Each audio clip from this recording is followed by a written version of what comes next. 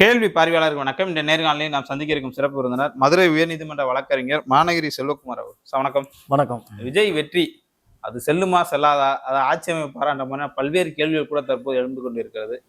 ஆளுநரை சந்திச்சு பதவி பிரமாணத்துக்காக தயாராகி கொண்டிருக்கார் விஜய்.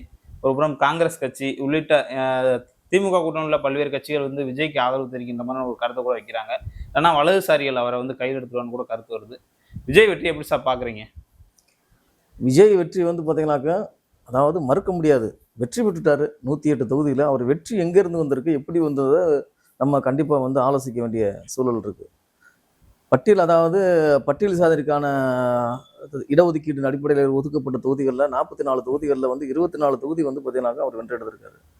அதுபோக பார்த்தீங்கன்னாக்கா நிறைய சிறுபான்மை வாக்குகள், இந்த பட்டியல் சமூகம் சிறுபான்மை மக்களோட வாக்குகளில் தான் விஜயே பார்த்தீங்கன்னாக்க இந்த வெற்றியை பெற்றதா புள்ளி உர கணக்குப்படி சொல்கிறோம்.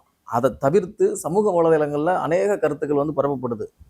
இவர் முன்னரே இந்த வெற்றி தீர்மானிக்கப்பட்டது, ஒவ்வொரு இடங்களில் பார்த்தீங்கன்னாக்க இவங்க யாருன்னே தெரியல, வேட்பாளர் யாருன்னே தெரியலை, வேலையே பார்க்கல. அதுபோக பார்த்தீங்கன்னாக்கா ஒரு கிராமத்திலாம் கிணத்து கடை பக்கத்தில் ஒரு கிராமத்துலலாம் பார்த்தீங்கன்னாக்க நாங்கள் திமுக வாக்களிச்சிருந்தோம். அங்கே நாங்கள் பார்த்தீங்கன்னாக்க 500 வாக்குகள் காட்டுச்சு இவிஎம்மில். இது இவிஎம் மேடு, இது இவிஎம் மிஷினு பேடையும் பார்த்தீங்கன்னாக்கா நம்ம ஒப்பிட்டு பார்க்கணும். நிறைய கருத்துக்கள் பார்த்தீங்கன்னாக்கா வர ஆரம்பிச்சிருச்சு. இது என்ன இது ஒரு வெற்றி பெற்றதுக்கப்புறம் அது சார்ந்து எதிர்மறையான கருத்துக்களை பரப்புறது இயற்கைதான். என்ன ஒரு விஷயம் நம்ம இதில் நம்ம பதிவு பண்ணுறோம்னாக்கா, இந்த ஏற்கனவே இருந்த கட்சி எதில் பார்த்தீங்கன்னாக்கா தோல்வி அடைஞ்சாங்க, இவரை எது நோக்கி இவங்க போயிருக்காங்க. ஒரு மக்கள் பார்த்தீங்கன்னாக்கா மாற்றத்தை நோக்கி வாக்களிச்சிருந்தா அவங்களுக்கு ஏமாற்றத்தை கொடுத்துடக்கூடாது. அதாவது ஒரு அரசியல் அனுபவமும் இல்லாத ஒரு விஜய் திரைத்துறையிலேருந்து வர்றாரு. அவர் பின்னணியில் யார் இருக்கா, அவர் யாரை நோக்கி பயணிக்க போகிறாரு, அவருக்கு இந்த ஆட்சியை நடத்தக்கூடிய அத்தனை துறைகள் சார்ந்து வல்லமை, புரிதல், ஆளுமை எல்லாம் இருக்கணும். அதை தவிர்த்து மக்கள் பார்த்தீங்கன்னாக்க இதெல்லாம் சிந்திச்சு அது வாக்களிச்சாங்களாக்க மக்கள் ஏதோ ஒரு விஷயங்களில் பார்த்தீங்கன்னாக்க ஏதோ ஒரு மாற்றத்தை விரும்பி ஒரு ஆளுங்கட்சி மேல இருக்கக்கூடிய அதீதமான வெறுப்பு காரணமாக கூட வெளிப்படையா தெரியலன்னு ஒரு கருத்தை வைக்கிறாங்க சார். அப்படிலாம் இல்லையே, எங்கிட்ட நாங்க சரியாதான் ஆட்சி புரிந்தோம்னு ஒரு கருத்தை. அது பாத்தீங்கன்னா வெளிப்படையா எப்படி வெளிப்படையா தெரியும், இப்படித்தான் தெரியும். அதாவது தேர்தல் மூலமாத்தான் ஆட்சியாளர்களுக்கு பாத்தீங்கன்னாக்க மக்கள் பதிலளிப்பாங்க. அந்த அடிப்படையில தான் ஏதோ ஒரு உந்துதல்ல வாக்களிச்சிருக்காங்கன்னு சொல்லலாம். இப்ப நீ போக போகத்தான் தெரியும். இப்போ வெற்றின்றது முழுமையான வெற்றியா அதை கருத முடியாது. இப்போ விஜயோட வெற்றி முழுமையான வெற்றியா கருதவே முடியாது. அதனாலதான் அவங்க பார்த்தீங்கன்னா பெருசா கொண்டாட்டம்லாம் இல்லை. ஏன்னு கேட்டா அவங்களுக்கு நிர்வாக ரீதியா ஒரு கட்டமைப்போ பார்த்தீங்கன்னா கட்சி ரீதியா ஒரு ரசிகர் மன்றமாக வந்ததை தவிர இன்னைக்கு இருக்கக்கூடிய அவருடைய சகாக்கள் பூராமே அவங்க பார்த்தீங்கன்னாக்க ஒரு வெவ்வேறு, அதாவது அந்த ஊழலற்றன்னு சொல்றாங்கல்ல, அந்த ஊழல் பெருவிலையத்தை வந்திருக்காங்க. இப்போ ஆதார் வச்சுனா இருக்கட்டும், மற்ற எல்லாருமே இருக்கட்டும், அவர் லாட்டி சீட்டு வித்து அவர் பெரிய ஒரு தலைவர்களும் கிடையாது. புஷி ஆனந்த் யாருன்னு தெரியாது. அதே மாதிரி தான் புதுச்சேரியில ஏன் இவர் ஜெயிக்க முடியும் என்ற கேள்வியும் சமூக வலைதளங்கள் தொடர்ந்து வந்துகிட்டே இருக்கு. தமிழ்நாட்டில் எப்படி வென்றாருன்ற ஒரு ஆச்சரியக்குழுக்கு அப்புறம் இவர் வென்று விட்டார். இல்ல அந்த இதுக்கு என்ன கருத்து வைக்கிறாங்கன்னா, அங்க விஜய் சிஎம் கேண்டிடேட் இல்ல, அங்கே 2-3 தொகுதி வென்ற மாதிரி தான் செய்தி வருது. அதாவது விஜய்க்காக ஓட்டு போட்டோம், விஜய்க்காக தானே ஓட்டு போட்டோம்ன்றாங்க. இங்கே பார்த்தீங்கன்னாக்க எல்லாருமே பார்த்தீங்கன்னாக்க இப்போ 234 தொகுதியிலுமே விஜய் பார்த்தீங்கன்னா வேட்பாளராக முடியுமா? இங்கே ஒவ்வொரு தொகுதியில் அந்தந்த பகுதி மக்களை பார்க்காம விஜய்க்காக ஓட்டு போட்டோம்னு சொல்ற போது இதுல ஏதோ ஒரு விஷயம் இருக்கா சந்தேகிக்கிறாங்க. சிஎம் கேண்டிடேட் இல்லைங்க சார் புதுச்சேரியில், தமிழ்நாட்டில் சிஎம் கேண்டிடேட். இப்போ எல்லாமே சிஎம்ஐ பார்த்துருவாரா? அத்தனை துறைகளும் அவரே பார்த்துட முடியுமா? இப்படி பல விஷயங்கள் இருக்குல்ல. நம்ம அதுக்குள்ள போக வேணாம். வென்று விட்டார். இப்போ ஆட்சி அதிகாரத்துக்கு பார்த்தீங்கன்னாக்க பெரும்பான்மை தேவைப்படுது. இந்த இடத்துல தான் அவர் தன்னை பார்த்தீங்கன்னாக்க இந்த நம்பி வாக்களிச்சிருக்குன்னு சொல்றாங்கல்ல, அந்த மக்களுக்கு நம்பிக்கை துரோகம் இழக்கக்கூடாது. எப்படின்னாக்க எந்த ஒரு காலகட்டத்திலையும் அதிமுகவோட கூட்டணி சேரக்கூடாது. இவர் சேராம இருக்க முடியுமா? அவரு இல்ல, அதற்கானதான் திமுக உள்ளிட்ட கூட்டணி கட்சிகள்கிட்ட அவர் அதே சொல்லல, அந்த மாதிரி கட்சியை உடைக்கக்கூடாது. இப்போ அதாவது சமூக வலைதளங்கள்ல செங்கோட்டையை பார்த்தீங்கன்னாக்கா வேலுமணியை வச்சு ஒரு 30 பேரை நாங்கள் பேசிட்டாருன்ற மாதிரி ஒரு பேச்சு ஓடுது. இந்த பக்கம் நத்த விஸ்வநாதன் 20 எம்எல்ஏக்களோட வரப்போறாருன்ற மாதிரி பேசுது. இது செஞ்சுட்டாவே இவர் இந்த மக்களை பார்த்தீங்கன்னாக்க ஏமாத்திட்டாருன்னு அர்த்தம். உண்மைதானே? ஒரு சாதாரண மக்கள் எதை நோக்கி இப்போ திமுக அநேக திட்டங்களை கொண்டு வந்துருந்துச்சு. அது போய் இப்போ அங்கே இருக்கக்கூடிய அந்த மாவட்ட செயலாளர் போல் குறுநில மன்னர் போல் மக்கள் மத்தியில் வந்து பார்த்தீங்கன்னா ஒரு மிகப்பெரிய ஒரு அதிருப்தி அவங்களோட நடவடிக்கையை ஏற்படுத்திருக்கு. கட்சிக்காரங்களால தான் தோத்துருக்காருன்றது மாற்று கருத்து இல்லை. இருந்தாலும் இவங்க வந்து பார்த்தீங்கன்னா அதே நிலையை இவர் பின்பற்றக்கூடாதுன்னு நான் சொல்றேன். நான் யார் இப்போ அப்போ மக்கள் மக்கள் மாற்றத்தை நோக்கி வாக்களிச்சிருந்தா இவர் இந்த வேலைகளை போகக்கூடாது. இப்ப பெரும்பான்மை கிடைக்கல. அப்ப அந்த மாதிரியான சில சம்பவங்கள் அப்ப என்ன செய்யணும் அவர் வந்து பாத்தீங்கன்னா திருப்பி மக்கள் நோக்கி பயணிக்கணும். அதுதான் சரியா இருக்கும். இன்னொரு தேர்தல் சாத்தியமா? அதாவதுங்க ஒரு பெரிய பொருளாதார இப்ப அப்ப கொள்கை அதாவது இவர் கொள்கை தலைவரா ஒரு 5 பேர் வச்சிருக்காரு. இவர் என்ன சொல்றாரு, நாங்க ஊழலுக்கு எதிரானவங்க, ஊழலுக்கு எதிர்ன்னு சொல்றாருல. அதே மாதிரி ஊழலுக்கு எதிர நாங்க சமநீதி எல்லான்ற போது இந்த இது ஒரு ஊழல் தானே. ஒரு கட்சியை உடைச்சு ஆட்சி அமைக்க வேண்டிய அவசியம் இல்லையில. நான் சொல்றது புரியுதுங்களா? அப்ப அந்த ஒரு நிலைக்கு தள்ளப்பட்டுட்டாவே அங்க பிஜேபி மறைமுகமா வேலை பார்க்குது அப்படின்ற ஒரு அச்சத்தை வந்து பாத்தீங்கன்னாக்க பெரும்பான்மையான அரசியல் நோக்கர்கள் வந்து கருதுறாங்க. மக்களை ஏமாற்றக்கூடாதுன்ற போது அதாவது இப்போ 108ன்றது பெரும்பான்மை கிடையாது. பெரும்பான்மை இல்லாத பட்சத்துல அவர் வந்து பாத்தீங்கன்னா யார் இவருக்கு வந்து பாத்தீங்கன்னாக்கா இது வாக்களிக்கிறாங்க அப்படின்றத யோசிக்கணும். இப்படி பல்வேறு பிரச்சனைகள் இருக்கும்போது இதெல்லாம் வந்து நம்ம யோசித்து நம்ம வந்து சில கருத்துக்களை நம்ம தெரிவிக்க வேண்டியிருக்கு.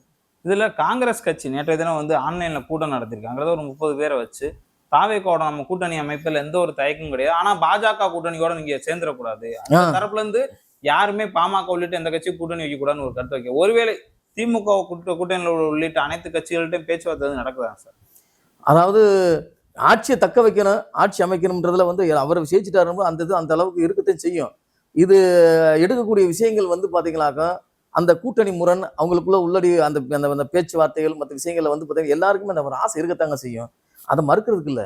ஆனா இவர் வந்து பாத்தீங்கன்னாக்கா எதனால இந்த ஆட்சி வந்திருக்கு, இந்த மக்களோட நோக்கத்தை நிறைவேற்ற போகும்போது அவர் தன்னை ஒரு தேர்தலுக்கு முன்னாடி அறிவித்தது மாதிரி அவர் வந்து தன்னை ஒரு சுய பரிசோதனை செஞ்சு தூய்மையானவனாக காட்ட வேண்டிய கட்டாயத்துக்கு தள்ளப்பட்டிருக்காரு. அதுதான் அவருக்கு மிகப்பெரிய நெருக்கடியே. புரியுதுங்களா உங்களுக்கு? அதாவது இப்ப வந்து அவர் வந்து பாத்தீங்கன்னாக்கா அவர் அப்படி தேர்ந்தெடுத்து வந்துட்டா கூட முழு கவனமும் அவருடைய வாக்குகள் பூராமே பெரும்பான்மையா சிறுபான்மையர் வாக்குகளும் பட்டியல் சமூக வாக்குகள் தான் இவர் வந்து பாத்தீங்கன்னாக்கா இவருக்கு பெரும்பான்மையா அவங்க வாக்களிச்சிருக்காங்க. அந்த சூழல்ல அந்த மக்களோட நோக்கத்தை, அந்த மக்களோட நலனை, அந்த மக்களோட எண்ணங்களை புறக்கணிச்சிடக்கூடாதுன்ற பட்சத்துல பாரதிய ஜனதா கூட இவர் வந்து எந்த வகையிலுமே தொடர்பு படுத்திடக்கூடாது இவரை. அதுவே உண்மை. அப்படி போயிடுவாருன்னு நினைக்கிறீங்களா? அதுக்குண்டான சாத்தியக்கூறு இருக்கிறதாக சமூக வலைதளங்கள்ல நிறைய கருத்துக்கள் பரப்பு. பாஜக ஒரு இடத்துல தானே சார் வெற்றி பெற்றிருக்காங்க. பாஜக ஒரு இப்ப நீங்க வந்து பாத்தீங்கன்னாக்கா அங்க அதாவது செங்கோட்டை இருக்காருல்ல, அவரு தாவேக்காக்கு முன்னாடி அவர் எத்தனை முறை வந்து போய் தமாக இணைகிறதுக்கு முன்னாடி எத்தனை முறை வந்து பாத்தீங்கன்னாக்கா இவர் நம்ம யாரு அமித்ஷாவை பார்த்தாருல அப்ப எத்தனை முறை பார்த்தாரு. அதே மாதிரி வந்து பாத்தீங்கன்னாக்கா வேலுமணிக்கும் அமித்ஷாவுக்கும் தொடர்பே கிடையாதா? வேலுமணிக்கும் பிஜேபிக்கும் அதிமுக தொடர்பே கிடையாதா? RSS மேடையில அதுதாங்க. அதனால அதிமுக என்பதே ஒரு பிஜேபியோட அங்கமா தான் பார்க்க வேண்டியதா இருக்க தவிர பிஜேபி ஜெயிச்சானா ஜெயிக்கலாட்டான்ற போது இப்ப இங்க வந்து பாத்தீங்கன்னாக்கா அவங்க ஒரு அதாவதுங்க ஒரு கருத்தியலை வந்து பாத்தீங்கன்னா விதைக்கிறதுக்கு அது பல முன்னேற்பாடுகளோட தாங்க வருவாங்க. இது எப்படின்றத அவர் அதைத்தான் இது நாங்க அப்படி இல்லைன்னு நிரூபிக்க வேண்டிய கட்டாயத்துல இருக்காரு. யாரு? இந்த விஜய் வந்து இப்ப இன்னைக்கு ஜெயிச்சிருக்காரு. நான் மக்கள் சார்பானவன், மக்கள் என்னை தேர்ந்தெடுக்காங்க, நான் மக்களுக்காக இருக்கேன், நான் யாரையும் நம்பலைன்றத நிரூபிக்கக்கூடிய காலகட்டம் இது. அதை தாண்டி அவர் எந்த ஒரு முடிவு எடுத்தாலும் அதாவது பல இந்த சமூக அரசியல் நோக்கர்கள் சொல்றாங்க பாருங்க, சொல்றது கூட உண்மைன்ற மாதிரி ஆயிரும். மக்கள் இதுவே அவர் வந்து பாத்தீங்கன்னாக்கா அவரை திருப்பி புறந்தள்ள வேண்டிய சூழலுக்கு வந்துடும். அதான் எல்லாருமே வரட்டும் பார்ப்போம்ன்றாங்க. அந்த நிலைக்கு ஏற்படாம அவர் வந்து பாத்தீங்கன்னாக்கா முழுக்க இது மக்கள் எனக்கு வாக்களிச்சிருக்காங்க, மக்களோட நோக்கத்துக்கு மாற நான் செய்ய மாட்டேன், எனக்கு பிஜேபியோட எந்த ஒரு உறவு கிடையாது, நான் வந்து நேர்மையோட நான் ஆட்சி நடத்த விரும்புறேன்னு சொல்லிட்டு அந்த அடிப்படையில் அதாவது இப்போ ஆந்திராவில் வந்து பார்த்தீங்கன்னாக்கா அந்த ஜெகன்மோகன் ரெட்டி ஆட்சி அமைக்கும் போகும்போது பட்டியல் சமூகத்தை சேர்ந்தவங்களுக்கு ஒரு துணை முதல்வர் கொடுத்தாரு, ஒரு சிறுபான்மையினர் கொடுத்தாங்க. அதே மாதிரி இவர் வந்து பார்த்தீங்கன்னாக்கா இங்கே சமூக அதாவது இதுவரைக்கும் இல்லாத வாய்ப்பா ஒரு துணை முதல்வரை பட்டியல் சமூகத்தை சேர்ந்தவருக்கும் சிறுபான்மையினருக்கும் வழங்கினாத்தான் அது நல்லா இருக்கும். அதற்கான சாத்தியக்கூறுகள்லாம் இருக்குன்னு சொல்றாங்க. அதே மாதிரி பார்த்தீங்கன்னா விசிக தலைவர் திருமாவளவன் அவர்கள் கூட நாங்கள் 2016 ஆட்சி அதிகாரத்தை பங்கை வச்சு மக்கள் நல கூட்டணி ஒரு கூட்டணி உருவாக்கணும், அது வந்து தற்போது வந்து கனிந்து இருக்கிறது. தமிழ்நாட்டில் இந்த கூட்டணி ஆட்சி முறைன்றது வந்து ஒரு வரவேற்கத்தக்க செயல்னு சொல்றாங்க. எதிர்காலத்துல விசிக போறதுக்கான வாய்ப்பு இருக்கு அப்ப ஏதாவது? அதாவதுங்க எதிர்காலத்தை பத்தி நம்ம பேச வேண்டிய அவசியம் இல்லை. இப்ப நடக்க வேண்டிய அவசியம் என்ன இருக்கு? இன்னைக்கு அவங்க வந்து மக்களோட மக்களா தெருவில் நின்று போராடினாங்க, மக்கள் பிரச்சனைக்கு முழுக்க நின்றாங்க. அவங்கள மக்கள் அங்கீகரிக்கல. உண்மை அதுதானே. இன்னைக்கு வந்து பார்த்தீங்கன்னாக்க பெரும்பான்மை தொகுதியில் அவங்க வந்து பார்த்தீங்கன்னாக்க இன்னைக்கு திருவள்ளூர், காஞ்சிபுரம், செங்கல்பட்டு, இது ராணிப்பேட்டை, வேலூர் மாவட்டங்களில் திமுகவுக்கு ஒரு சீட்டு கூட கிடையாது. அப்போ என்ன எதை காட்டுது? அங்கே பூராமே வந்து பார்த்தீங்கன்னாக்கா ஆதரவாளர் மக்களுக்கு வந்து அதிகமாக இருக்கக்கூடிய பகுதி. அப்போ எதை நோக்கி பயணிக்கிறாங்க இவங்க? இவங்களை வென்றெடுக்க முடியல. இவங்க வென்றது வந்து காட்டுமன்னார் கோயிலும் திண்டிவனம் தானே. அப்போ அவங்க ஆனால் மக்களுக்காக போராடாம இல்லை, மக்களுக்காக இயக்கம் நடத்துறவங்க ஏதோ ஒரு வகையில் வந்து வந்து அவங்களும் பாதிக்கப்பட்டிருக்கும் போது இனிமே வருங்காலத்தில் அவங்கள சுயபிரதிநிதியை சொல்லி மக்கள் செல்வாக்க திரட்டக்கூடிய வேலைகளை பார்க்க வேண்டிய கட்டாயம் இருக்கு. இதுல மக்கள் நல கூட்டணி வந்துக்குன்னா அதுக்கப்புறம் தான் அது. இப்ப விஜய் வந்து என்ன செய்ய போறாரு? இந்த மக்கள் வந்து பாத்தீங்கன்னா கூட்டம் கூட்டமா போய் ஓட்டு போட்டாங்கல்ல, அந்த மக்களுக்கு என்ன பண்ண போறாரு? இவர் எப்படி செய்ய போறாரு? அவர் பரிசுத்தமானவர் மக்கள்கிட்ட எப்படி நிரூபிக்க போறாரு? இதுதான் கேள்வி. ஓகே சார், நன்றி.